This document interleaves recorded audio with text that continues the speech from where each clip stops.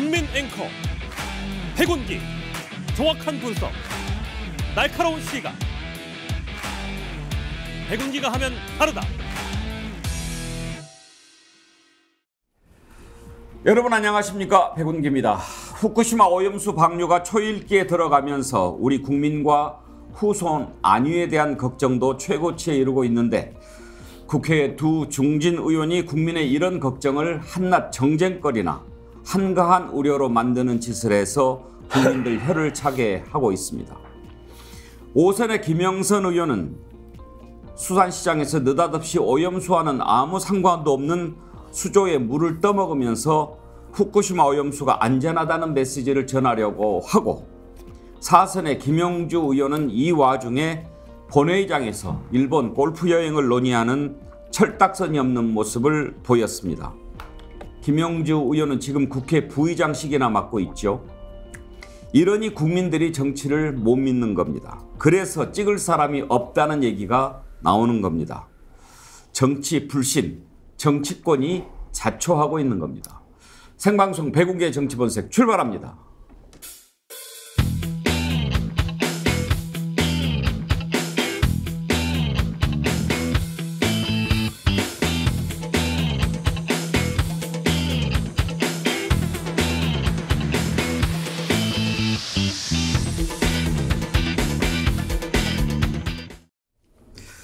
네, 오늘 함께할 네 분 패널 소개하겠습니다. 스튜디오가 아주 꽉 차는 것 같습니다. 박진영 민주연구원 부원장, 김유정 전 민주당 의원, 양문석 언론학 박사 오늘 세수도 하고 머리도 감고 나오셨고, 서정욱 변호사 오셨습니다. 어서 오십시오.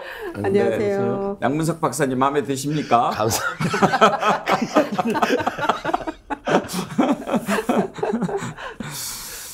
양문석 박사님, 예. 우리 스픽스 구독자 40만 명 넘은 거 알고 계시죠? 예, 40만 명 넘은 거 알고 있습니다. 예. 그런데 제가 좀 걱정이 되는 부분이 있습니다. 네. 어제 언론에 의하면 제주도 앞바다에서 정어리 떼가 대규모로 폐사를 했습니다. 예. 그래서 이제 그 폐사하는 그 과정이 이제 상당히 걱정스럽다는 이제 이야기를 하고 있음에도 불구하고 정어리 떼가 가지고 있는 기본적인 성기능이 어족을 엄청나게 풍부하게 만드는 데 있어서 정어리떼가 최고라고 그러네요.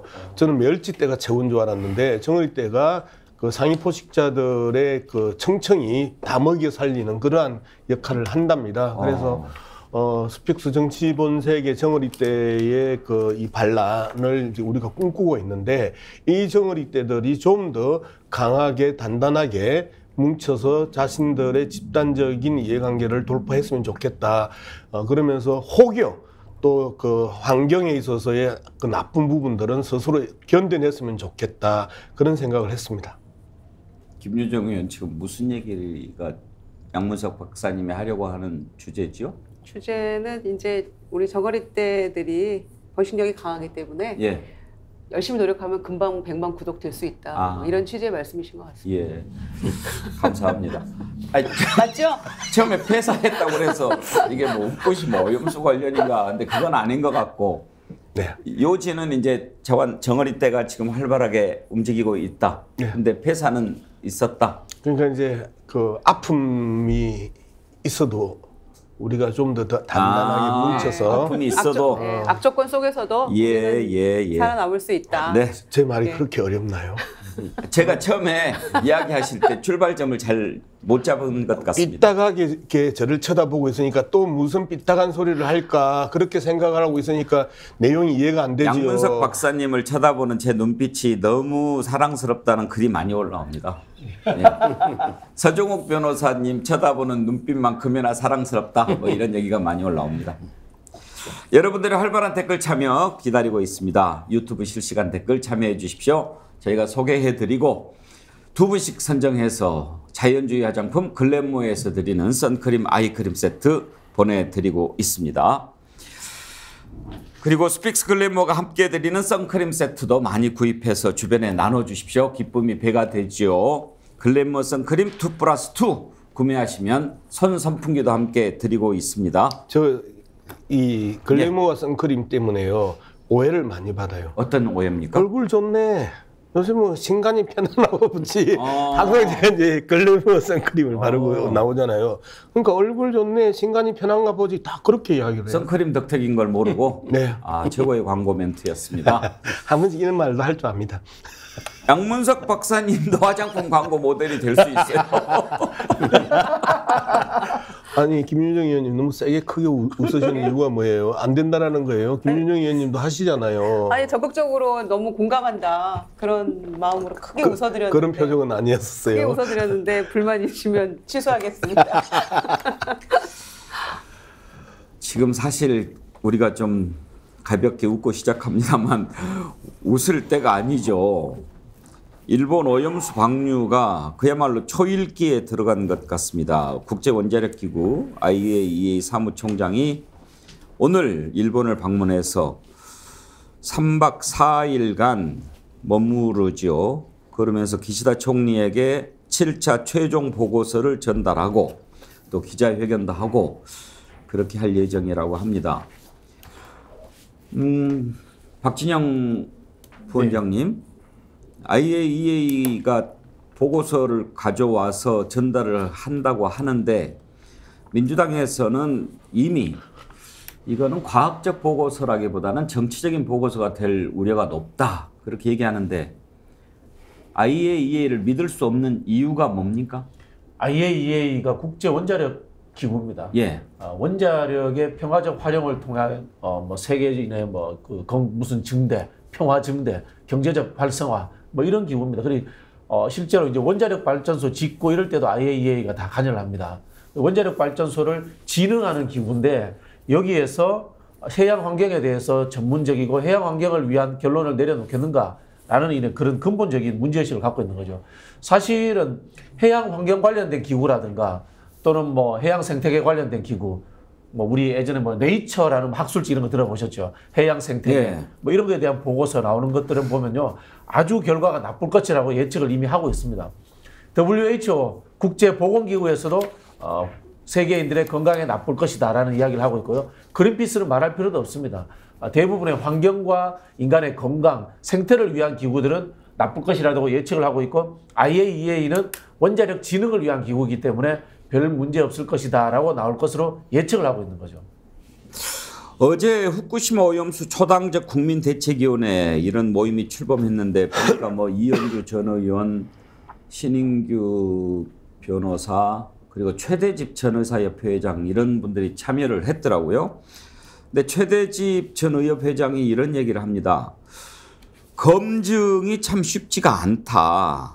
방사능이라고 하는 것은 방사선에 무조건 노출되지 않는 게 좋은데 방사선에 노출됐을 경우에 암 발생이라든지 또 여러 가지 유전적인 영향 이런 부분들 인과관계 찾기가 사실상 불가능하다는 거죠. 꽤 오랜 기간이 걸리기 때문에. 그래서 노출에서부터 암 발생 기간이 짧게는 수년에서 수십 년까지 이르기 때문에 그 인과관계를 과학적으로 밝혀내는 게 사실상 불가능한데 그래서 더욱 심각하다. 검증이 불가능하기 때문에 문제없다. 이런 논리는 과학적으로도 상식적으로도 합리적으로도 도저히 받아들일 수 없는 논리 이렇게 반박했습니다. 자, 이런 상황인데 IAEA가 보고서를 갖고 가서 이 정도면 괜찮을 것 같다라고 했을 때 일본은 그걸 이제 방패 삼아서 방류할 거고 그렇게 됐을 때 미치는 영향은 어떻게 될까? 이게 우리가 가장 걱정하는 부분 아니겠습니까? 서정욱 변호사, 어떻게 대응하는 것이 가장 지혜로울까요? 뭐 저는 이제 그 IAEA 판단을 존중해야 된다 이렇게 보고요. 얼마 전에 G7 정상들도 IAEA 판단을 존중한다 했거든요. 그보다 이게 더 과학적인 걸 어떻게 제시합니까? 제가 이게 이재명 대표 말을 믿겠어요? IAEA를 믿겠어요? 임종성 의원의 말을 믿겠어요? 똥을 먹겠다는 IAEA를 믿겠어요? 일본 가는 게 김영주 의원 말을 믿겠습니까? IAEA를 믿겠습니까? 저는요 사드 때도 그 가발 쓰고 춤추는 표창원이나 이런 자들보다 저는 전파 연구원 우리 정부를 믿어요. 이를 믿어야죠. 제가 보기에 2중 3중 검증합니다. 일단 이제 방류할 때도 검증하겠지만 그렇게 수산물 수입할 때 식품 타기 검증합니다. 안전도. 그냥 이게 정부 믿고 먹으면 돼요. 제가 요즘 이게 그 채널A, TV조선 패널도 민주당 패널도 2분씩 있잖아요. 다 횟집에 약속 잡아놨습니다. 8월 달에. 그리고 이번에 휴가 제 비서 기사도 이게 휴가를 여름에 일본으로 간대요. 김영주처럼. 저도 이게 일본 갈 생각이고요. 이렇게 너무 괴담에 몇십 년 뒤에 일을 너무 그렇게 불신하지 말고 좀 정부를 믿고 우리 근데 좀 저는 이렇게 가는 게 제일 합리적이다 봐요. 믿어야 한다. 예. 괴담이다. 예. 저 이제 참 스픽스 정치 본색이 앞서 말씀하셨던 종편 채널보다 훨씬 더 좋은 거는 서정욱한테 많은 질문을 해주시고 서정욱이 이야기할 수 있는 서정욱 변호사라고 해주십시오. 그 기회를 많이 준다라는 게 참 그 좋은 프로그램입니다. 예. 그래요. 다 그 괴담이에요. 괴담인데 이 괴담이 왜 일본 간 김영주 또는 이 성주 간 표창원 이야기만 할까? 이 괴담 21년에 김기현도 그렇게 이야기를 했고요. 그죠? 그 다음에 박진도 그렇게 이야기를 했고요.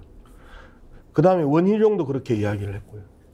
다들 지금 대통령 안보실장도 그렇게 이야기를 했잖아요. 대통령 안보실장 이름이 조성태인가요? 정확하게 이름이 기억이 안 나는데 지금 이런 사람들이 2001년 그러니까 불과 2년 전에 똑같은 이야기를 했어요. 조태용. 하여튼 그러면 괴담의 원조는 이들이죠. 괴담의 원조는. 그리고 2년 만에 자신들이 했던 이야기를 괴담으로 뒤집어 엎었잖아요. 그러면 이런 이야기도 한 번씩 해주는 게 좀 설득력 있는 이 평론이 되지 않을까 저는 그렇게 생각합니다. 서정욱이처럼 왜 양문석이가 계속해서 말을 어렵게 하냐라는 댓글이 올라오는데요. 양문석이 어렵게 이야기하는 게 아니고 서정욱 변호사 이야기가 예. 그게 그 팩트라면 그러면 앞서 더 강하게 공격하고 그렇게 이야기할 수 있는 뿌리를 만들어놨던 그 뿌리를 뽑아야죠. 그러면 그 뿌리는 괴담의 원조는 현재 국힘당의 당대표이고 현 정부의 국토부 장관이고 외교부 장관이고 대통령 안전 이 실장이에요. 그런 부분에 대해서 아무도 언급하지 않고 있다. 국힘당 내에서 그리고 알겠습니다. 국힘당 성향 패널들이 이 부분에 대해서 좀 명확하게 짚고 넘어갈 필요가 있는 지금 이게 정치인들은요. 예. 원래 입이 2개입니다. 지금 이게 국민의힘 의원들만 과거 발언 소환했죠. 예. 그럼 이게 문재인 대통령 때 정부 관련한 대통령은 이게 일본에 대해서 뭐라고 했는지 그것도 이게 한번 되돌아봐야 되고요. 예. 우리 KBS 수십 년에도 여당 야당일 때 다 같은 정치인이 말을 바꾸고 있잖아요. 예. 따라서 이게 저는 한쪽만 욕할 건 아니라 봐요.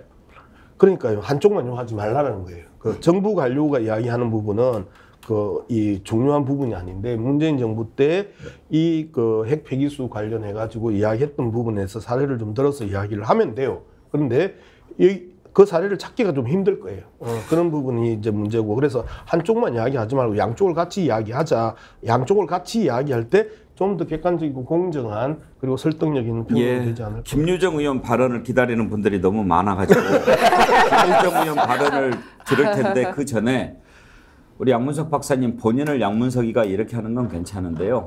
서정욱이가 괜찮습니다. 이것은 서정욱 변호사라고 서정욱 변호사는 괜찮으셔도 우리 듣는 시청자들이 불편하니까 그렇게 해주시고 예. 아까 서정욱 변호사께서도 김영주가 이렇게 얘기하는데 김영주 의원 이렇게 해주시면 좋겠습니다. 사석이 아니니까요.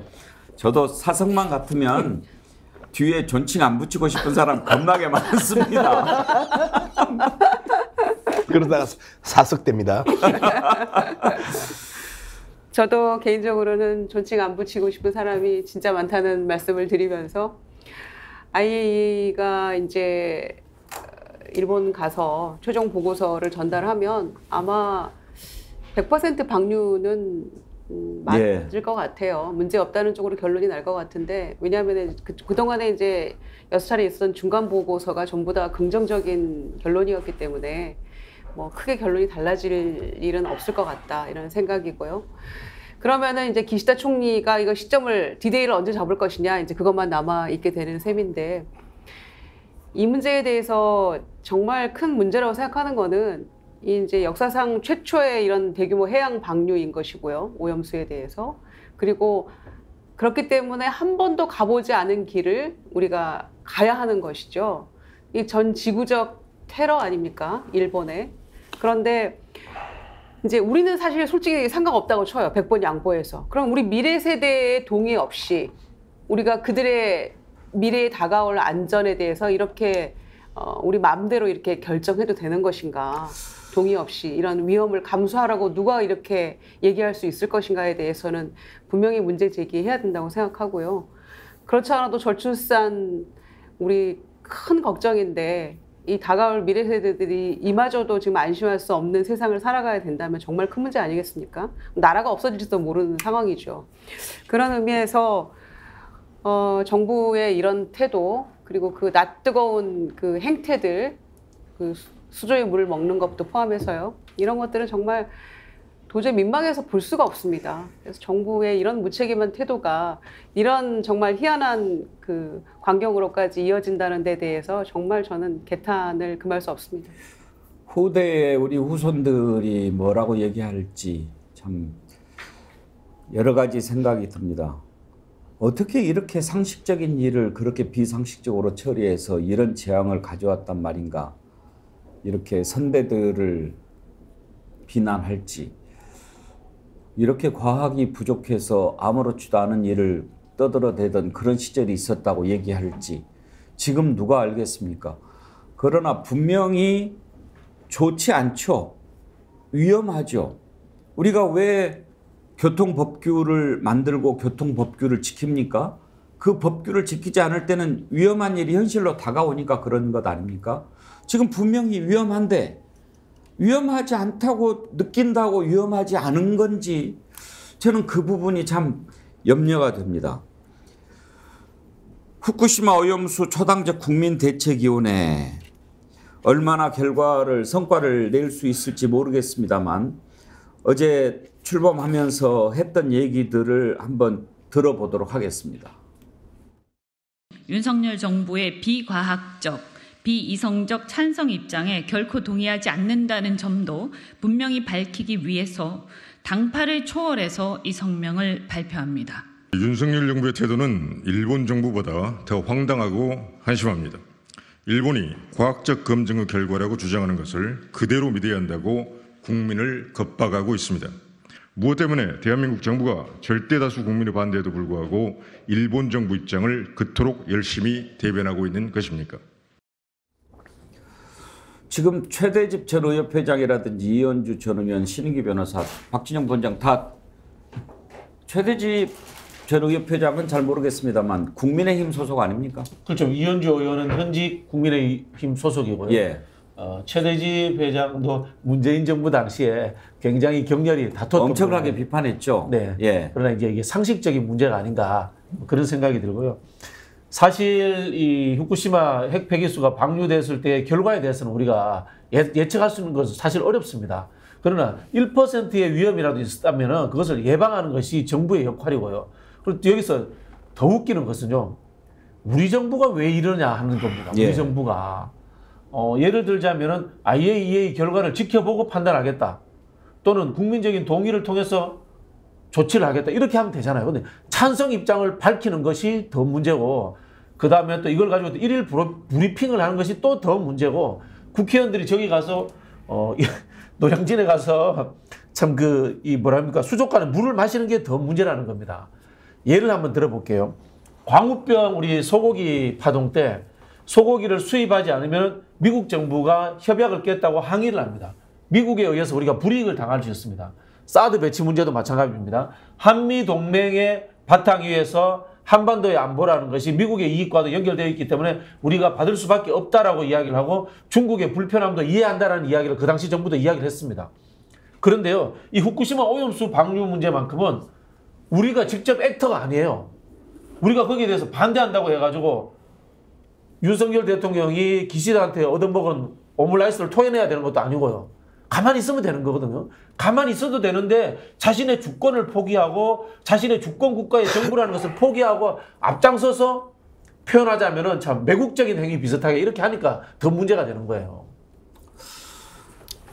예. IAEA 문제 좀 한 개 좀 짚고 넘어가야 됩니다. 지금 유명한 탐사보도 유튜브 더 탐사, 그 다음에 이제 인터넷 신문 민들레에서 계속해서 지적해 왔던 일본 외무성이 IAEA에 그 100만 유로, 14억을 그 정치 헌금으로 뇌물로 전달했다라는 부분, 그 다음에 일본 외무성 그 관계자들 일절 미디어와 인터뷰 금지했다라는 이야기, 이런 부분들, 그 다음에 IAEA 보고서가 이미 정리가 됐고 일본 정부에 전달이 됐고 이미 이 확정된 보고서다라는 이야기인데, 이 이야기에 대해서 한국 언론들이 거의 다루지 않고 있는 상황입니다.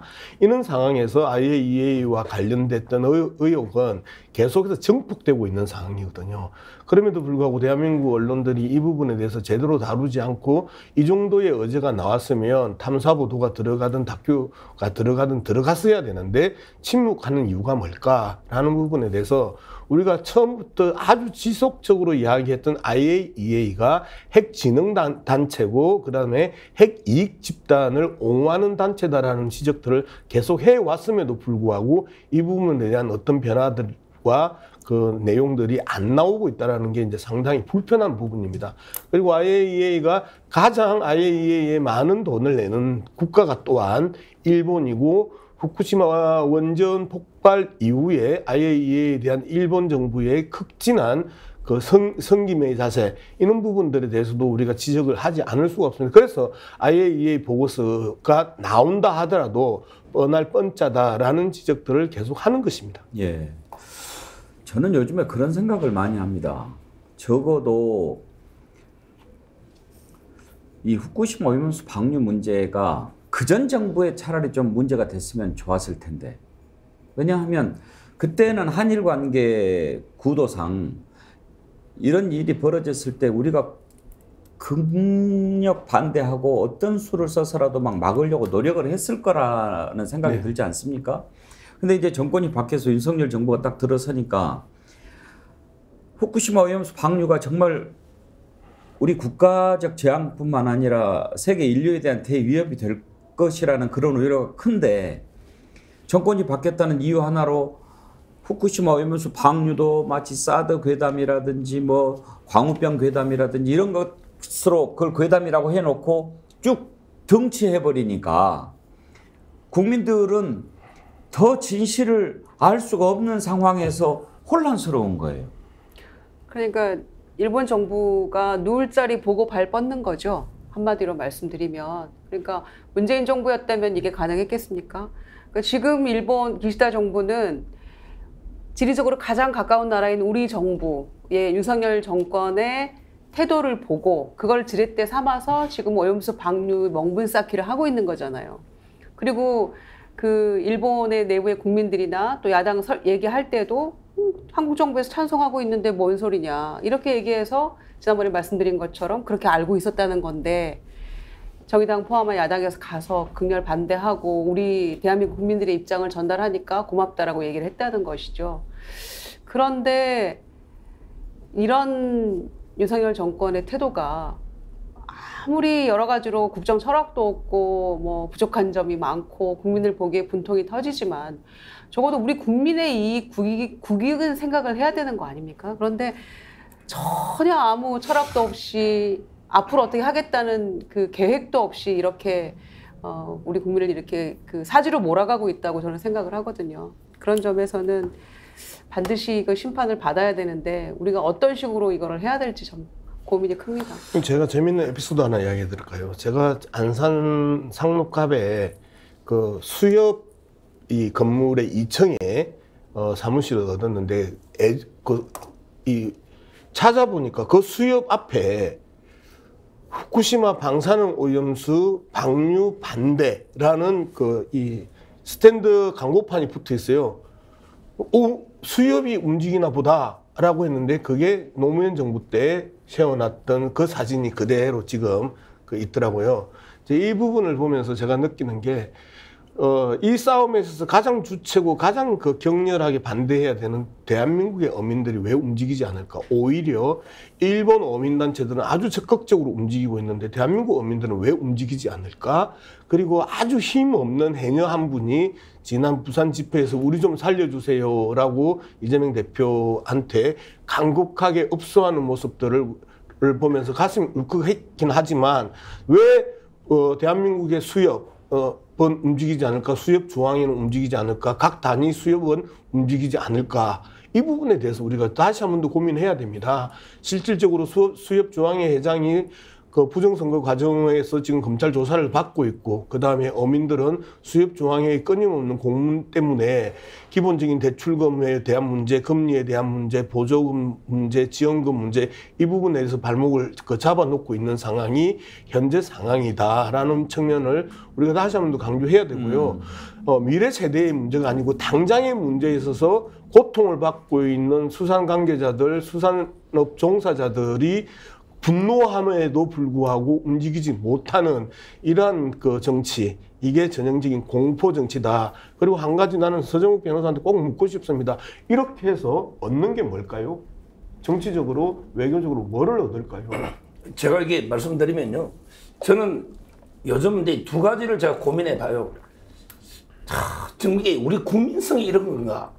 왜냐하면 이게 아까 앵커님도 이게 세계 인류의 문제입니다. 대재앙이 될 수도 있고.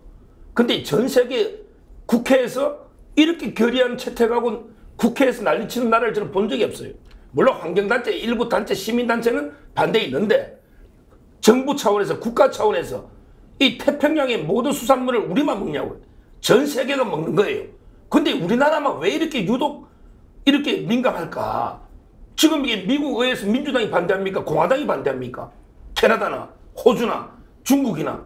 근데 왜 우리만 이럴까? 중국은 반대하는 성명 나왔죠. 국가 차원에서. 예. 진짜 이게 반대하면 중국은 막을 힘이 있어요. 아니 중국 외교부 대변인 성명 혹시 어제 못 들으셨나요? 제 말은 이게 봤어요. 들었는데 예. 진짜 이게 중국의 핵심 이익, 만약에 중국 국민들의 생명이 달려 있다면 전쟁에서라도 막습니다. 하다못해 히토류 수출 금지해서라도 막습니다. 근데 그런 성명은 내지만 우리처럼 이렇게 전국 투어 이런 거는 저는 솔직히 못 봤어요. 우리 G7 국가가 IAEA 존중한다고 했잖아요. G7이. 그 다음 우리 G8입니다. 왜 우리부터 이럽니까? 저는 이게 첫째고, 두 번째, 과연 이게 중국 원자력이 사고 나가지고 방출해도 우리가 이렇게 할까? 이런 생각이 들어요. 우리가 일본을 너무 우습게 보나? 일본을 좀 얕잡아 보나? 바늘머리. 우리 그런 일본에 대한 감정이 좌우된 건가? 중국에서 핵이 일본보다 50배가 황해바다 조그만 바다의 태평양이 아니에요. 근데 거기로 매일 하는데, 야, 중국 너 방출하지 마. 제가 이렇게 중국 갔더니 삼겹살집에 그 가이드가 상치는 먹지 말아요. 그 똥으로 했는데 안 씻었다고. 그리고 그만큼 지저분합니다, 음식이. 중국 음식이 식품 통관도 안 하는데, 근데 중국에 대해서는 욕하는 사람이 없어요. 근데 일본 깨끗합니다. 음식도. 따라서 저는 과연 이게 중국이라도 이렇게 우리 야당이 나섰을까? 평소에 일본에 대한 감정이 있는 거는 좌우된 게 아닐까? 이런 두 가지 생각이 들고요. 마지막으로 우리 양문석 박사님, 수협 이야기 했잖아요. 자, 그러면 수협에서, 야, 이게 진짜 방출하면 우리 물고기 기억 아무도 핵 때문에 못 먹는데 이건 무조건 막아야 된다고 했다가 진짜 일본이 방출했다. 그럼 이게 우리 전부 어민들 문 닫아야 됩니까? 본인들이 그렇게 주장했잖아. 이거 못 먹는 고기고 위험하고 건강에 안 좋으면 만약에 일본이 방출했다. 일본 방출을 막을 수 있냐고요. 민주당 의원들이 일본과 단식하든지 길에서 막든지 죽든지 막을 수 있냐고요. 자기들 막지도 못하면서 무책임하게 궤변 터뜨려가지고 그러면 우리 어민들 몇백만 다 문 닫아야 됩니까? 그러니까 수협이 나설 수가 없잖아요. 자, 제가 말씀드렸잖아요. 박진영 부원장 말씀 먼저 들어보죠. 막지도 못할 건데 왜 찬성해 주냐 이 말이에요.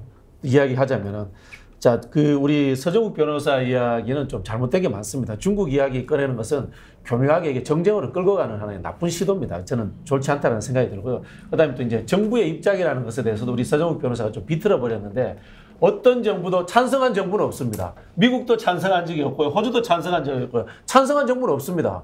그냥 가만 보고 있는 겁니다. 유일하게 찬성한 정부는 한국 정부인 겁니다. 그래서 한국의 주권과 자주권을 포기하는 일을 하고 있다. 이렇게 말씀을 드리는 거예요.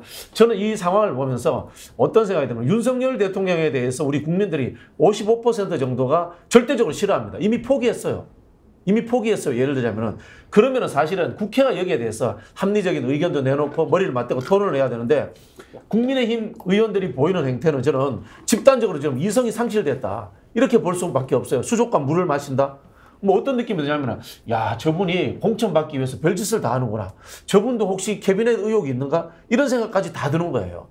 제가 앞서서 국민들이 이미 윤석열 정부를 포기했다 그러면 국회가 나서가지고 이걸 막아야 돼요, 사실은. 국회도 외교활동 할 수 있는 겁니다. 그리고 우리 역대로 보면요, 군사정권, 독재정권 시절에 보면은 마지막에 가면은 국회가 앞장서서 군사정권, 독재정권하고 싸웁니다. 그럼 지금 상황이면 국회의장과 그다음에 각 당 대표들이 일본을 가기도 하고요. 국회에서 결의안 채택해서 윤석열 정부에 대해서 이거 후쿠시마 오염수 방류에 대해서 우리 정부가 찬성하는 입장을 대외적으로 한 번만 더 표방한다면은 퇴진투쟁에 들어가겠다. 이런 식의 강력하게 나가야 되는 겁니다. 저는 지금 우리 정부가 책임을 방기하고 있다. 이건 여야가 마찬가지다. 김영주 의원이 하는 행동도 똑같은 거 아니겠습니까? 그러니까 왜 우리 정부가 이러느냐, 왜 우리나라만 이러느냐 이런 질문에 대해서는요. 아까도 말씀드린 것처럼 가장 가까운 나라기 때문에 대한민국이 별 문제 없다라고 얘기하면 일본으로서는 방류 명분을 얻는 거고 힘을 얻는 거예요. 그러니까 자기는 내세울 그 얘기가 거리가 되는 거니까 이 한국의 입장에 대해서 굉장히 목을 매는 거죠. 그런데 거기에 왜 힘을 실어주는 일을 우리 정부가 나서서 이렇게 하냔 말이죠. 국민들이 이렇게 안 된다고 얘기를 하고 있는데도 불구하고. 그러니까 도저히 이 정권은 무엇을 위한, 누구를 위해서 지금 이 일을 하는 정부인지 알 수가 없다는 얘기가 바로 그런 것이죠. 왜냐, 우리가 가장 가까우니까 그래요. 그러니까 걱정하는 거죠. 다른 나라는 좀 먼 발치에서 한 발짝 떨어져서 지금 보고 있는 거예요. 그렇지만 찬성하는 건 아니고요. 문제 있다라고 보면서 보고 있는 거 아닙니까? 그래서 EU 같은 데서도 여전히 후쿠시마 수산물 수입 안 하고 있는 게 그런 이유인 거죠. 우리 서정욱 변호사가 이제 한 번씩 이렇게 이야기를 그 정부 입장을 던져주니까 우리가 할 말이 많아졌어요. 수협 이야기 해봅시다. 20년 전에 수협은 아주 강력하게 대응을 했었습니다. 그리고 태평양 연안 국가들하고 그다음에 그린피스 등 환경단체하고 그리고 오히려 또 그 북대서양 그 국가들하고 함께 싸웠었던데 왜 지금은 안 할까? 이제 그 부분에 대해서 한번 고민을 해봐야 되는 거예요. 그때도 마찬가지로 만약에 방류하면 다 죽는데 그걸 막기 위해서 그렇게 싸워서 시간을 그 정도 연장을 시켜놨잖아요. 20년을 연장을 시켰단 말이에요. 그 투쟁의 결과란 말이에요. 그러면 이 부분에 대해서도 새로운 그 고민들, 대안들 한 5가지 대안이 있잖아요.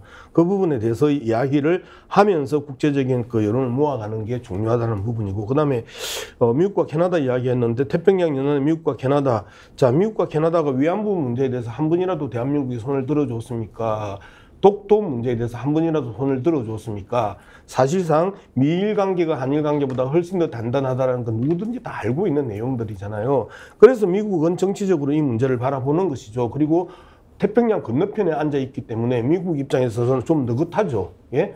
그런 측면을 우리가 안 쳐다보고 미국도 아무 말도 안 하는데 캐나다도 아무 말도 안 하는데, 그런데 우리가 지리적으로 취한 입장도 다르고 그리고 정치적인 입장도 다르고 국민 감정도 다르고 말 그대로 직접적으로 피해를 입을 수 있고 생명과 건강에 그 치명상을 입을 수 있는 거리도 다른데 당연히 미국하고 일본하고 캐나다하고 대한민국의 입장은 다르다. 세 번째, 일본 정부가 계속해서 대한민국 정부를 다양하게 압박하면서 이 공격을 해오는 그 여러 가지 이유 중에 하나가 뭐예요? 사실상 도쿄 전력을 이라는 그 경제적 이익도 중요하지만 일본 어민들을 설득하기 위해서는 대한민국도 동의했는데 왜 우리나라의 어민들이 이렇게 하냐는 일본 내부의 정치적 그 요인들도 당연히 존재하는 거잖아요. 이런 측면들도 한 번씩 읽어주세요.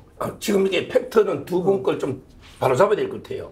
특히 박진영 원장님이 우리 정부가 유일하게 세계 찬성했다? 찬성이 아니에요. 우리도 이게 G7처럼 IAEA 판단을 존중한다지 윤석열 정부가 무조건 방류해라 찬성이 아니라는 걸 말씀드리고, 그 다음에 김유정 우리 그 의원님, 일본하고 우리가 지리상은 제일 가까운 나라지만 그런 게 후쿠시마 처리수는 제일 먼 나라다.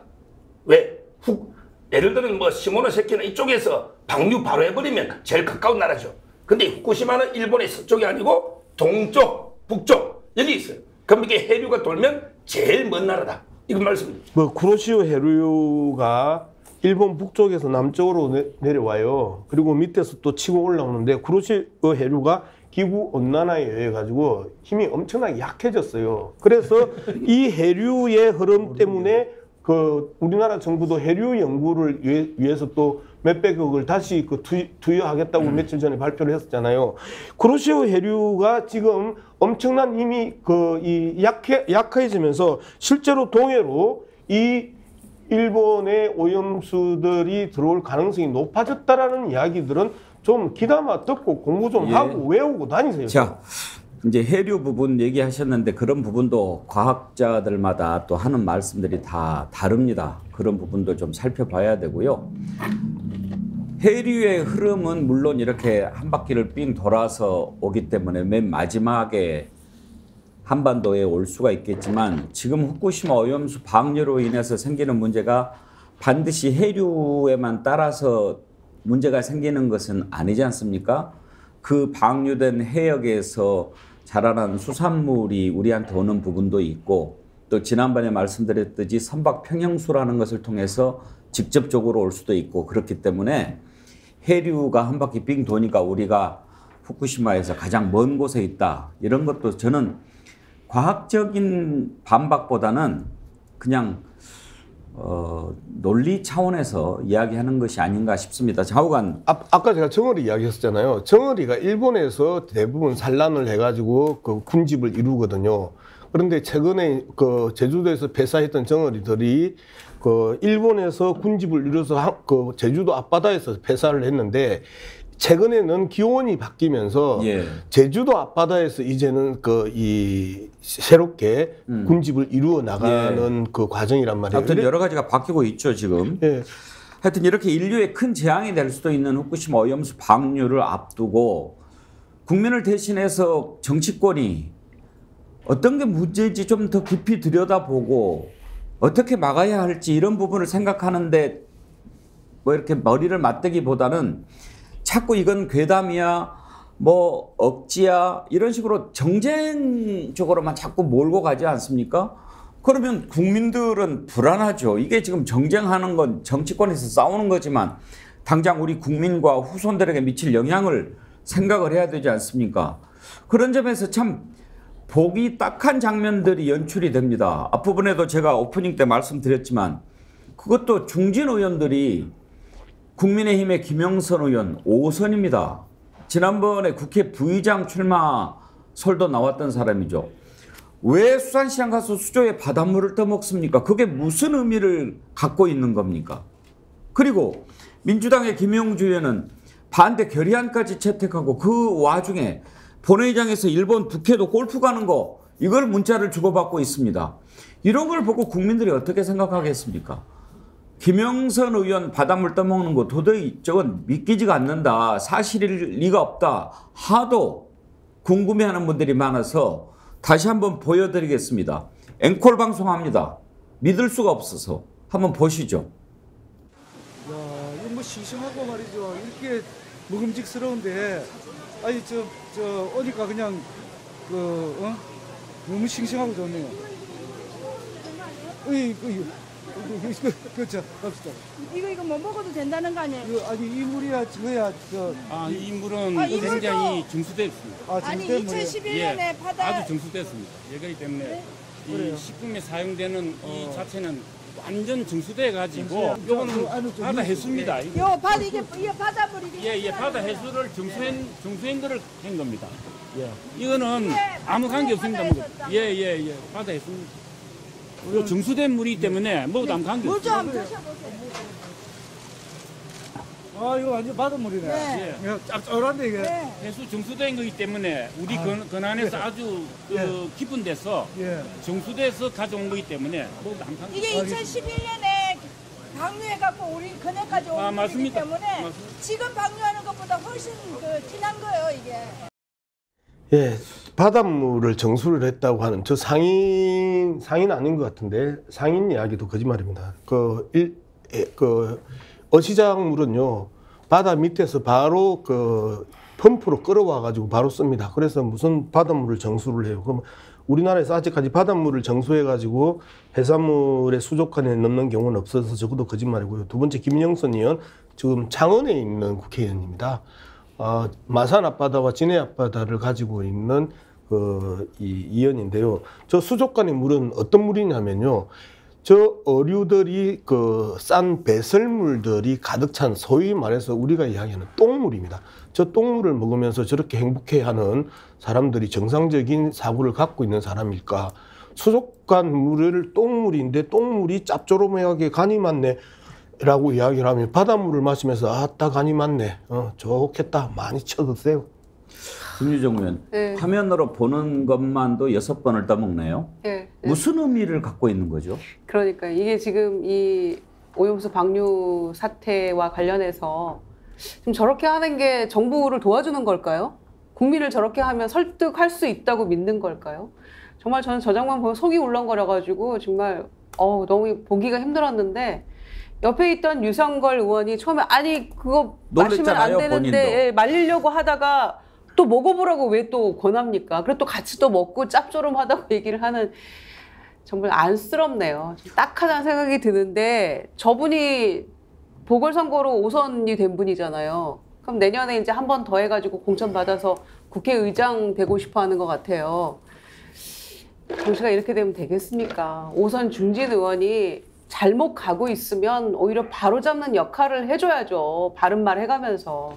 저게 뭐하는 행태인지 모르겠습니다. 오혜정님, 누가 바보인지 쟁탈전 벌이고 있구만, 그렇게 하셨는데, 서주국 변호사는 저 모습 보고 어떤 생각 드시나요? 제가 이게 종편에서 저걸 많이 다뤘는데요. 저도 이제 강력하게 비판을 했죠. 완전히 과유불급의 그 쇼입니다, 쇼. 쇼를 해도 이게 좀 설득력이 있어야지. 우리가 이게 그 정화조 똥물도요, 처리하면 이게 그 해롭진 않은데, 감정적으로 이게 먹지는 않잖아요. 저는 이게 물을 먹고 안 먹고의 문제가 아닌데, 저렇게 물을 마시는 거, 정말 이게 저는 잘못된 쇼다. 이렇게 강력하게 비판을 했고요. 근데 문제는 저는 이제 그래도 저는 김영주 부회장이 더 나쁘다 봐요. 왜냐하면 이게 저분은 뭐 잘못한 쇼를 했지만, 그래도 이게 일관성은 있잖아요. 메시지가. 근데 김영주 의원에게 겉으로는 막 이게 위험하다고 반대 결의하면서 본인에게 일본에 가서 한국 사람 적게 오니까 골프 치고 맛집 투어하겠다. 이거는 이게 완전히 위선적이잖아요. 그 김남국 의원의 코인하고 뭐가 다르냐 말이죠.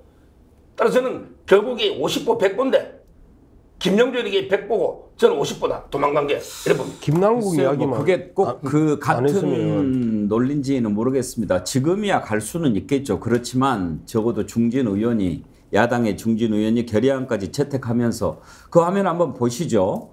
국회 본회의장에서 주고받았던 문자 그 장면인데, 뭐 북해도 가는데 골프 어떻게 하고 뭐 이렇게 주고받는 거죠. 박진영 부원장. 네. 지금 저럴 때는 아닌 거죠. 그 참 표현이 그런데 민주당이 살찐 공룡이다, 초식 공룡이다, 이런 생각이 듭니다. 야당이 윤석열 정부를 검찰 독재 정권이라고 규정을 했습니다. 그러면 독재 정권과는 싸워야죠. 싸워야 되는 상황에서 중진 의원이 이런 행태를 보인다는 게 저는 민주당의 살찐 공룡의 그 본질을 보여준 것이 아닌가, 이런 생각이 들고요. 저는 21대 국회 자체가 실패했다는 생각이 듭니다. 지금 극단적으로 21대 국회 해산해야 되지 않나, 이 정도까지 생각이 드는데요.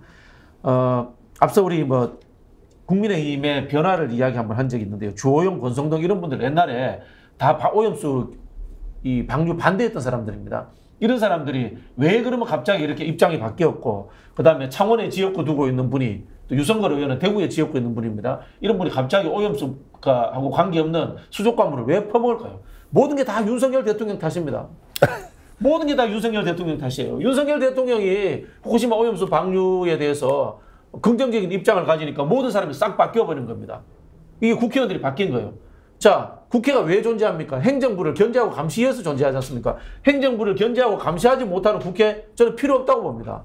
그런 측면에서 저는 윤석열 대통령을 옹호하기 급급한 국민의힘, 또 한편으로 역으로 보면은 기득권 귀주의화된 민주당의 일부 의원들, 이런 분들이 다수가 정말은 국회 정말 해산했으면 좋겠다, 그 정도까지 생각됩니다. 예, 저도 오래간만에 그 서정욱 변호사 이야기를 그 120% 동의를 해요. 김남국 이야기만 안 했으면. 자, 이게 지금 우리 더불어민주당 내부의 문제입니다. 정말 뉴스 보기 힘들어서 고통스러워하는 수많은 지지자들, 당원들이 계시고, 그리고 아침마다 그 대통령이나 대통령 부인이 나오면 외면하면서 스트레스 받아서 하루를 시작하는 수많은 분들이 계십니다. 그리고 지금 이 시간에 여기에서 많은 분들이 댓글을 달고 동시에 이 방송을 보고 계시는 분들이 계십니다. 그런데 정말 중진위원인 그 더불어민주당 국회의원이고 국회 부의장까지 더불어민주당 덕에 된 분들이 지금 일본의 핵 폐기수 해양 투기 문제를 앞두고 저렇게 놀고 있다라는 부분, 그리고 심지어 들키기까지 하는 부분들에 대해서는 당 지도부가 제명 이상의 조치를 나는 해야 된다고 봐요. 아니 왜 의원들이 보안 필름을 안 붙이죠? 그러게 말입니다. 아니 권성동 의원의 체리따봉부터 해가지고 온갖 이 문자들 뭐 영상 보는 장면부터 해가지고 수많은 것들을 사진 기자들 통해서 들켰잖아요. 그리고 많이 비난도 받았고요. 그럼 들킬 자신, 그걸 들키지 않을 자신이 없다면 보안 필름 붙이고 제대로 하던지. 이게 지금 김영주 의원의 이런 모습 때문에 그 반대 결의안 이런 것들이 다 무의미해져 버리고. 그렇죠. 네, 민주당 정말 뭐 해보려고 하면 하나씩 이런 악재가 터지니까 얼마나 답답하겠습니까? 이재명 대표도 정말 죽을 마실 거예요. 나는 의도적으로 저러는 것 같아요. 의도적으로. 아니요. 보안 필름을 왜 안 붙이는지 아세요? 왜 안 붙이죠? 몰라요 그런 걸. 시대에 뒤떨어져 주신 분들이 많아가지고 몰라요 그런 걸. 시대에 뒤떨어진 것보다 보안 필름 붙이는 것은 사실 본질과 다르죠. 그런 짓을 안 해야죠. 들키는 것이 죄지만 정신 상태가 틀려먹은 거 아닙니까? 이게 진짜 이제 자꾸 이제 그런 정신 상태와 태도의 문제로 갈 문제가 아니고, 우리는 반대하는 사람도 있어요. 대통령 각하 라고 하는 잘못된 그 메시지를 오히려 대통령실에 보내는 행태가 아닌가, 이런 부분들에 대해서도 그 의심을 하지 않을 수가 없어요. 완전 저런 모습 보면서 국민들이 정치를 어떻게 생각하겠습니까? 한번 생각해 주세요. 지난 토요일 날에 계속 이렇게 하면서도 속으로는 다 해먹고 말이야, 이렇게 생각하는 거 삶이 아니겠습니까? 따뜻한 기득권이다 이렇게 보이는 거예요. 그럼요. 지난 토요일 날에 30도가 넘는 그 아스팔트에서 수만 명의 당원들이 전국에서 버스를 타고 올라와 가지고 후쿠시마 핵 폐기수 반대 투쟁을 벌였어요. 그러면 최소한 일본에 대한 문제나 골프에 대한 문제나 그다음에 노는 문제나 이런 부분에 대해서는 자제하고 또 자제하고 길거리에서 그 수많은 사람들이, 그리고 자기 동료 의원들이 지금 전국에서 그 고통스러운 투쟁을 하고 있는데 저게 무슨 작태입니까? 저는 대통령실을 향한 김영주의 비겁한 메시지라고 보는 거죠. 자, 댓글을 소개해드리고 다음 이슈로 넘어가겠습니다. 박 실장님, 원자폭탄이 떨어졌을 때 나는 태어나지도 않았지. 할아버지가 히로시마에 살고 계셨다네. 내 왼손가락은 한 덩어리로 붙어 있었지. 예전에 드라마에서 나온 노래 가사입니다. 내 자식의 자식이 겪는다고 생각하면 끔찍합니다. 윤일어브님, 절에서 양정당 다 싫어요. 한쪽이 비정상이면 한쪽이라도 정상이어야 조금이나마 희망을 느낄 텐데 국힘이나 민주당이나 다 없어졌으면 좋겠어요. 이런 말씀 나올 만한 거 아닙니까? 둘째 턱받이님 슈퍼챗 보내주시면서 당장 내일 날씨도 제대로 못 맞추는 인간들이 해류를 어찌 장담하는가, 그런 의견 주셨고요. 콩깍지님, 서정욱 변호사님, 내 집 앞에 옆집에서 30년 동안 쓰레기 버리면 청소차가 가져가니 아무 말 않고 잘했다고 칭찬하실 건가요? 일본 옆집이 우리나라 아닙니까? 대놓고 오염수를 버린다고 하는 일본에 잘한다고 해야 되나요? 그런 질문 주셨고, 아까 추남님도요. 서정욱 변호사님, 올해는 회를 먹고 여행을 가는 건 괜찮다고 생각합니다. 하지만 변호사님은 방류 후에도 회를 먹고 해수욕하는 거 할 수 있다고 생각하는지 앵카님 한번 물어봐 주십시오. 지난번에 서정욱 변호사 방류 후에도 회 먹겠다고 그렇게 얘기하신 것 같은데 그만큼 정부를 믿으시는 거죠? 예. 우리 정부는 지금 오염수 방류 문제가 없다 이런 결정을 아직 내린 건 아니죠? 아닙니다. 예. 근데 내릴 것 같죠? 그렇죠. 예. 으짜님, 이미 윤석열 대통령이 신뢰를 잃은 상태고 일본 갔다 와서 기자회견이라도 했으면 이렇게까지 안 했을 거예요. 윤석열 대통령과 정부가 국민을 믿게 만들어야 믿음이 가지요. 예. 그나저나 기자회견은 도대체 한다는데 또 왜 이렇게 안 하는 겁니까? 그러게요. 지지율도 조금 올라가서 아주. 더 이러는 것 같은데요. 지지율 오르는 것도 한번 이따가 짚어보려고 하는데 이런 여러 전에 김건희 여사도 가세했지요. 어제죠. 강릉에 가서 또 횟집에서 오징어 회를 먹고 그러던데 김건희 여사 지금 이제 국토부에서 이번에 서울 양평 고속도로를 넣는데 종점이 느닷없이 변경이 돼서 이게 혹시 김건희 여사 땅 때문에 그런 것 아니냐 이런 의혹을 민주당 의원이 제기를 했습니다. 과연 합리적인 의심인지 오늘 한번 따져볼까 합니다. 민주당의 강덕구 의원은 서울 양평 고속도로를 만들고 있는데 그 전에는 계속 양서면이 종점으로 돼 있었는데 갑자기 양평군 양서면에서 강상면으로 변경이 됐다. 그런데 강상면 이 병산이 종점 땅에 김건희 일가가 땅을 수만 평인가요? 가지고 있다. 그래서 혹시 그 땅값 올려주려고 그런 거 아니냐. 이런 의혹을 제기한 겁니다. 강덕구 의원의 주장을 먼저 한번 들어보실까요? 이 사업이 추진되는 것을 대한 입장이 공식화된 다음에 처음부터 끝까지 양서면이었는데 군수가 바뀌고 그리고 또 그 대통령이 바뀐 다음에 이렇게 했다라는 거는 누가 봐도 합리적 의심의 여지가 있다라는 게 저희들의 생각입니다. 그리고 이렇게 크게 이 도로 자체 종점이 바뀌면 그 지역의 교통 환경이라든지 여러 가지로 삶 자체가 바뀌는데 지역 주민들의 의견 수렴 절차 과정도 전혀 없었다라는 것, 그리고 해당 군의 공무원도 몰랐다라는 것, 그리고 해당 군의 의원들도 몰랐다라는 거는 이건 상식적으로 군 의회도 모르는 상태에서 그렇게 했다고요? 제가 어저께 양평군에 가서 확인을 해봤는데 그렇게 얘기를 하더라고요. 그러니까 통상적인 일반적인 상식이라는 부분에서 보면 알겠습니다. 도저히 용납이 안 돼요. 이해가 안 되는 거죠. 자, 강덕구 의원의 얘기를 들어봤는데요. 지금 그쪽 강상면 일대에 김건희 여사 형제 자매 장모 윤석열 대통령 장모 최은순 씨가 갖고 있는 부동산이 22,663제곱미터, 축구장 3개 넓이라고 합니다. 이런 부동산을 갖고 있기 때문에 그쪽으로 종점을 바꿔서 땅값 올려주려고 한 거 아니냐 이런 의혹입니다. 원희룡 장관의 해명도 한번 들어보시죠. 그냥 도로국에서 실무적으로 진행한 건데 문제제기가 돼서 저한테 보고를 온 거예요. 그래서 보고 받자마자 야, 이래서 이 늘공과 어공의 차이가 있는 거구나. 그냥 즉각 이건 원점 검토해라라고 바로 지시를 했습니다. 근데 도로국에서는 억울하다는 거예요. 거기는 진출입로가 없는 조인트 교차로라 그게 들어서면 오히려 그 주변은 그걸 기피한다는 거예요. 그거는 실무부서의 실무 판단이고 그걸 어떻게 일부 국민들이 알겠으며 어떻게 모든 언론이 이걸 알겠으며 이게 거기에 있었다는 그 자체로 벌써 사람이 프레임과 선입견에서 가는 거기 때문에 이런 건 하지 말아요. 양평군에 설사 좀 손실이 간다 하더라도 이거는 더 큰 게 문제가 생기기 때문에 이거는 저희가 말이 재검토지 원한이 있었던 거기 때문에 아무튼 그 부분들에 대해서는 모든 것을 나한테 보고하고 진행하더라도 하라. 그래서 제가 직관하고 있는 상황입니다. 변경 결정의 절차상 정치적 문제가 없는지를 변경 결정이라는 것 자체를 한 바가 없어요. 그건 어떻게 보면 쉽게 말하면 내피셜이라고 할 수 있겠습니다. 전혀 아닙니다.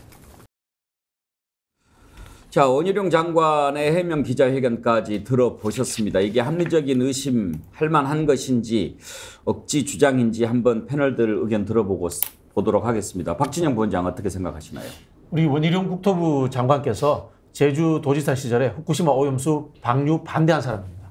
방류 반대한 사람입니다. 지금 입장이 어떻게 바뀌었을지 참 궁금하다. 정권이 바뀌면은 생각도 바뀐다 이런 생각이 들고요. 그런 분의 말을 믿을 수 있을까? 저도 한번 사전에 프레임을 한번 깔아보겠습니다. 대한민국에 이렇게 훌륭한 공무원이 있는 전 몰랐습니다. 저도 이 국토부 관련 유관부서 기관에도 일을 해봤고 했던 사람인데요. 국토부가 직접 양평군을 방문해서 공문을 전달했다. 야, 참 세상에 이런 일이 있습니까? 의원님 잘 아실 거 아닙니까? 세상에 대한민국 국토부의 고시패스한 고위공직자가 기초지자체 방문해가지고 먼저 의견 청취하러 간다? 참 기가 찰 노릇이다. 이런 말씀 좀 드리고 싶고요. 예비 타당성 조사에서 이거 변경했던 이유 한번 확인해 봤으면 좋겠다. 그런 생각이 들고요. 그 다음에 그 고속도로 놓게 되면은 IC 거리 규정이 또 존재합니다. 그런 부분들. 이 과정에서 어떤 아마 제 느낌은 이래요. 국토부에서 먼저 이야기를 했을 가능성은 없다고 봅니다. 이거는 관료도 차이에서 소문나기 때문에 양평군에서 어떤 입장을 올렸을 거라고 봅니다. 양평군에서 입장이 올라가는 상황에서 거기에 땅을 가진 사람들의 의견이라든지 이런 것들이 어떻게 반영되었는가. 그리고 또 그것을 처리하는 과정에서 국토부는 과거에 보이지 않던 정말 상상을 초월한 적극적 행정을 했구나. 이것들에 대해서 저는 국정조사해야 된다. 그런 생각이 듭니다. 김주정 의원도 의심하십니까? 이거는 뭐 손바닥으로 하늘을 가리려는 행태 아닐까요? 축구장 3개 넓이 땅이 있는 곳으로 종점을 변경한다. 설사 그게 원안이었다 할지라도 만약에 그쪽에 땅이 있다면 대통령 일가에게 처가 쪽에 그러면 그걸 변경하는 게 맞다고 저는 생각합니다. 원안이 그거였다면 있을 수 없는 일을 한 것이고요. 하남시가 이제 이 고속도로의 기점인데 시작점에서 교통 정체나 마비가 예상이 되니까 좀 바꿔달라 이렇게 얘기했던 하남시의 의견은 완전히 묵살이 됐거든요. 그런데 종점을 변경해달라는 양평군이 대안을 3가지를 가지고 갔는데 이건 즉각 수용을 한 거예요. 누가 봐도 이상하지 않습니까? 이런 짓은 하지 말아야죠. 그리고 국토부 장관 원희룡 장관이 도대체 정치를 하려고 저분도 마음을 먹고 있겠죠. 장관 끝나면. 이런 식으로 해서 무슨 정치적 미래가 있겠습니까? 이러지 마십시오. 원희룡 장관님. 서주국 변호사 의견을 먼저 좀 들어보죠. 일단 이제 지금 이게 제 주장의 핵심이 뭐냐 하면요. 원래는 이제 양서면으로 이제 노선이 나가지고 종점이 되는데 이걸 이제 김건희에서 땅에 좀 가깝도록 하기 위해서 강상면으로 이게 노선을 바꿔가지고 종점을 바꾼다. 이런 주장이에요. 지금 지도가 나오네요. 그렇죠. 근데 저는 이게 도저히 납득이 안 되는 게요. 보십시오. 지금 이게 김건희 양서면하고요. 그 다음에 강상면이 붙어 있어요. 제가 지도를 보니까. 과연 이게 몇 킬로 차이 나는지. 제 지도로는 모르겠어요. 지금 이게 변경된 종점에서 김건희에서 땅은 500m입니다. 그럼 이게 원래 종점에서 김건희에서 땅은 뭐 3km다. 또는 이게 2km다. 이게 노이되잖아. 폭로를 하려면. 만약에 지도만 보면 비슷해요. 500m인데 제 말을 이게 폭로하는 분이 최소한 이게 거리 정도는 재봐야 되는 거 아닙니까? 기존 종점에서 김건희에서 땅은 5km가 떨어져 있는데 이번에 500m 쪽으로 옮겼다. 이런 식으로 폭로를 해야 되잖아. 근데 아무리 자료를 찾아봐도 제가 지도를 봐서는 제가 현장을 안 가봤어요. 근데 5km면 어떻고 3km면 어떻습니까? 제 말은 이게 더 가까운 도로 땅값이 오르게 위해서 변경했다고 주장하니. 아니 일단 우리가 보기에도 다시 한번 지도 보여주세요. 지금 이제 좀 더 구체적인 팩트가 필요하다 이런 말씀이신 것 같은데. 키로수가. 지금 양서면에서 강상면으로 바뀌잖아요. 그러면 눈으로 보기에도 양서면에서 강상면까지는 일단 몇 킬로가 될 거 아닙니까? 이거는 이게 어떻게 두 개 면이 붙어 있는데 어느 면에 강상면에서 양서면 쪽으로 이게 토지가 있다면 잠깐만요. 그 말씀은 제가 얼른 그러니까 제가 모르니까 제가 지도는 지금 강상면에 김건희 일가 소유 땅이 있다는 거 아닙니까? 그러면은 거기가 100m라도 가까우면 영향을 받느냐 안 받느냐 이게 논점의 핵심이 돼야지 거리가 5km나 500m나 무슨 차이가 있느냐 이렇게 접근하시면 만약에 제 말은 양서면의 종점이 더 가깝다면 어떡할 겁니까? 우리 방송했다가. 무슨 말씀이시죠? 예를 들어 이게 서울의 변두리가 하남하고 붙어 있으면 그 변두리지만 이게 하남이 더 가까울 수도 있는 거예요. 그러니까 제 말은 이게 면이 다르다 해서 종점 지역하고 거리가 더 멀다는 보장은 없잖아요. 지금 이게 제가 한계를 확인해 봤더니 변경안의 종점에서 땅까지는 500m예요. 그건 팩트입니다.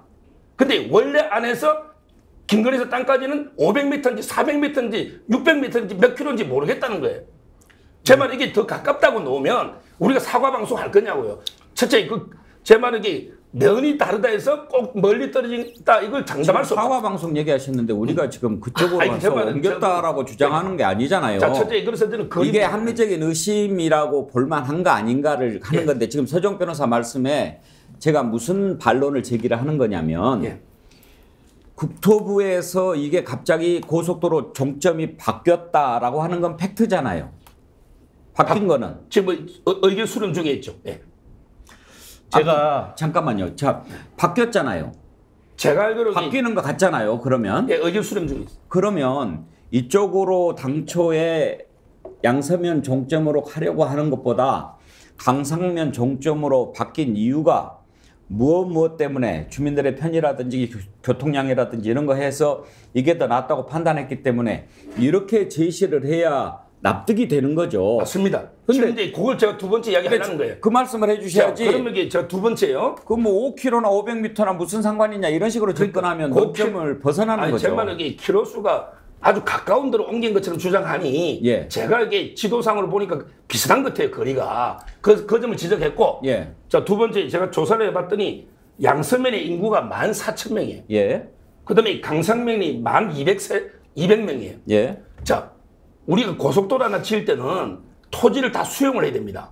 그렇죠. 수많은 주민들이 이해관계가 있어요. 고속도로 하나 짓는 게 14,000명입니다. 양서면에. 자, 그러면 이게 양서면으로 고속도로 놨다가 김건희에서 땅 때문에 다른 면으로 가가 땅값이 떨어졌다.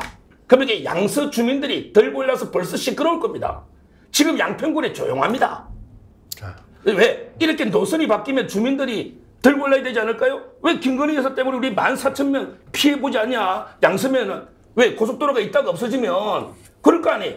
요즘이 어떤 시대입니까? 전두환 때도 이렇게 못합니다. 지금 이게 예를 들어 박정희 대통령이 땅이 구미 돼서 경부고속도로를 구미로 갑니까? 이거 아니잖아요. 제 말은 이게 양평 인구가 13만이에요.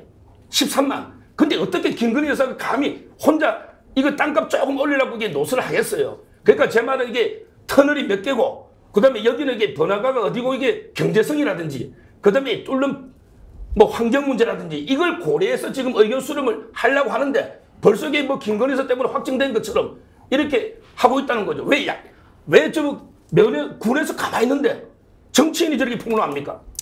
네, 제가 좀 이야기를 할게요. 전두환 때도 못하는 일을 갖다가 지금 윤석열 정권에서 하려고 하는 거예요. 그 정도로 지금 무도하다라는 거고요. 고속도로 계획안은 5년마다 한 번씩 합니다. 그래서 21년에 기본적인 고속도로 계획안들을 만들었습니다. 그래서 뭐 통영 같은 경우 한산도에 다리를 놓자를 이야기할 때 그 21년 고속도로 계획안을 짤 때 엄청나게 도로 계획안에 있어서 수많은 사람들이 한산도 다리를 놓기 위해서 이 건설부를 왔다 갔다 했던 그 기억들이 있는데요. 자, 이미 이제 확정이 됐어요. 확정이 됐는데 효율적이다, 비효율적이다의 문제를 가지고 지금 이제 우리 서종 변호사 이야기하는데 그 부분에 대해서는 충분히 이야기할 수 있습니다. 그런데 21년에 그 모든 것들을 다 그 지역에서 의견 수렴하고 이제 문제를 풀었습니다. 그런데 여기에 군청과 군의회가 모르는 상황을 국토부 도로국에서 줄을 다시 꺼서 내려갔단 말이에요. 앞서 박진영 원장도 부원장도 그런 이야기했지만 있을 수 없는 이야기입니다. 있을 수 없는 이야기입니다. 제가 방통위 처음 갔었을 때 부산에 KBS, MBC, KNN 출장 간다고 하니까 방통위에서 했던 이야기가 왜 출장을 갑니까? 오라고 그러면 되지? 이가 지금 우리나라 공무원의 기본적인 마인드인데 같단 말이에요. 그리고 군청도 몰라. 군의회도 몰라. 군청 모를 수 있나요? 군의회 모를 수 있나요? 아니, 기본적으로 지역에 있어서 도로와 관련해서 조금이라도 연구하고 관여하고 토론해 본 사람들 입장에서는 있을 수 없는 일이 지금 벌어진 거예요. 전두환 때도 할 수 없는 일을 갖다가 윤석열 정권에서 지금 하고 있단 말이에요. 이게 더 심각한 문제라고요. 그 효율성에 대해서는 서정욱 변호사가 이야기를 하려고 하면 21년 이전에 그 부분에 대해서 충분히 이야기를 했었으면 나는 그 부분에 대해서 합리적이라고 봐요. 양문석 박사님 목소리가 높아지시는데 토론에서는 목소리가 커지면 불리합니다. 아니 제가 그 서정욱 변호사 이야기하는 상황의 지도를 확인해 봤습니다. 확인해 보니까요. 기존에 있던 IC에서 옮기게 되면은 김건희 씨 일가가 갖고 있는 땅과 거리가 약 한 10km 정도 가까워집니다. 그전에는 약 한 10km 밖에 있었어요. 10km 밖에 있었는데 지금은 1km 내로 들어오는 거예요. 9km 정도가 가까워지면 이 땅값에 얼마나 큰 영향을 미치겠습니까? 그죠? 자, 그 부분을 확인해 봐야 되고요.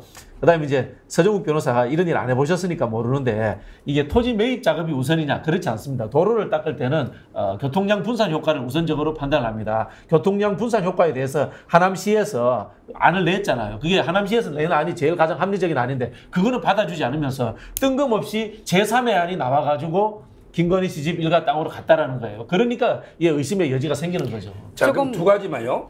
자, 그렇게 되면 이게 양서면 주민들이 가만히 있겠느냐고요. 우리 쪽으로 이게 고속도로면 좋잖아, 땅값이 뛰고. 지금 이제 몰랐어요. 시작되니까. 자, 보세요. 군청에서도 모르고 군위에서도 몰랐다는 것은 서정욱 변호사 주민들은 모른다는 거예요. 지금 양서면 주민들을 자극시키시는 발언이 아니, 그게 아니고 제 말은 이게 영구히 모르게 애가 추진할 수 있냐고요. 나중에 그 김건희 여사 뒷감당을 땅값 조금 올리려 하다가 나중에 언젠간 도로가 건설될 거 아닙니까? 2033년까지. 그럼 이게 영원히 쏠릴 수 있냐고요. 바이든 날리면도 이야기하는데. 아니, 양서 주민들이 난리 칠 거 아닙니까? 그러면. 그러니까 이제 비밀로 보도가, 우리가 이제 보도가 잠깐만요. 된 거예요. 지금 여기 토론을 확실하게 그거를 정리를 제가 해드릴게요. 우리가 지금 사실을 몰라요. 다만 이런 의혹이 제기가 됐는데 근거 없는 의혹 제기라고 보느냐 아니면 합리적으로 의심할 만한 제기라고 보느냐 우리가 논의할 수 있는 부분은 여기까지예요. 우리가 지금 뭐를 갖고 있습니까? 팩트를 모르니까. 근데 폭로의 두 번째가요. 누가 의심 가느냐 하면 전 양평 군수가 의심이 간대요. 이렇게 변경한 거. 근데 양평 군수나 의회가 모르게 할 수 있습니까? 고소도 짓는 게. 언제 바뀌었는지를 확인을 해봐야 되겠죠. 그러니까 제 말은 이게 그 양평군이 몰랐다는 게 말이 안 되거든요. 이래 변경된 걸. 아니요. 지금 폭로해 보면 군수가 의심이 간다고. 김유정 의원 말씀 들어볼게요. 그게 아니고 고속도로는 그 국가 계획이기 때문에 시군의 그 하고 관계없이 진행합니다. 네. 이게 이제 올해 1월 달에 사실상 변경이 됐다는 거예요. 그리고 보도는 이제 나오기 시작한 겁니다. 그러니까 이제 알 수밖에 없는 거죠. 그리고 군의회에서도 군청에서도 몰랐다고 얘기하는 걸 보면 국민들이 모르고 계실 수도 있는 거죠. 근데 저희가 이제 국회에서 예산 책정을 할 때 예타비를 타내면요. 이거 한 80% 성공이다 이렇게 가는 겁니다. 그래서 시작점이 이게 한 10억짜리 사업이라 치면 예타비 1,000만 원 받으면 이게 이제 됐다고 생각하는 거예요. 그러면 2년 전에 예비 타당성 조사를 할 때 양서면으로 정확히 정하고 그 예타를 한 거예요. 그럼 양서면으로 가야 되는 겁니다. 그런데 강상면으로 변경하는 이 변경의 사유가 당초에 이 서울 양평 간 고속도로 계획안의 목적과 완전히 다른 목적이 되는 거예요. 이 양평 고속도로 만들려고 하는 취지는 예타도 그 주말이면 두물머리, 양평 두물머리 굉장히 많이 가잖아요. 관광객들이. 많이 가서 보고 하는데 거기 너무 정체가 심하니까 그 정체를 해소하기 위해서 이 서울 양평 고속도로를 만들려고 하는 거예요. 그거에 근거해서 그 목적으로 예타도 실시를 한 겁니다. 그런데 강상면으로 갑자기 바꾼 거예요. 친절한 국토부에서 그런 적이 있었나요? 정말 박진영 원장님 말씀대로 국토부에서 양평군까지 직접 친히 납시어서 양평군의 의견도 수렴하면서 세 가지 대안을 제시하니까 올해 1월 달에 갑자기 바뀐 거예요. 그러면 당초에 이 예타를 실시하고 고속도로를 만들겠다고 한 목적에서 완전히 배치되는 다른 목적이 이제 양평군이 내민 거죠. 그럼 이거를 이렇게 군도 모르게 하고 의회에서 군의회도 모르게 이렇게 한다는 것 자체가 충분히 의심살 만한 일인데 원희룡 장관은 저런 식으로 어공과 늘공이 다르다는 등 이런 궤변을 늘어놓고 있는데 어느 국민이 이걸 의심하지 않을 수 있겠습니까? 국토부와 잘못하면은 이게 어떤 오해가 생길 수 있냐면 국토부와 김건희 일가가 경제 공동체다 이런 이야기 나올 수 있습니다. 우리 박근혜 정부 때 그런 이야기 있었지 않습니까? 미르재단에 최순실 보고 돈 넣었겠어요? 박근혜 대통령 보고 넣었지. 근데 박근혜 대통령 그 상황도 잘 제대로 파악 못했을 거 아닙니까? 근데도 그 당시에 수사했던 윤석열 팀들이 경제 공동체라는 말을 만들어냈거든요. 저는 이렇게 비슷한 흐름으로 갈 수 있다고 봅니다, 이게. 이게 뭐든지 정상적이지 않고 이상하면 문제가 있는 거거든요.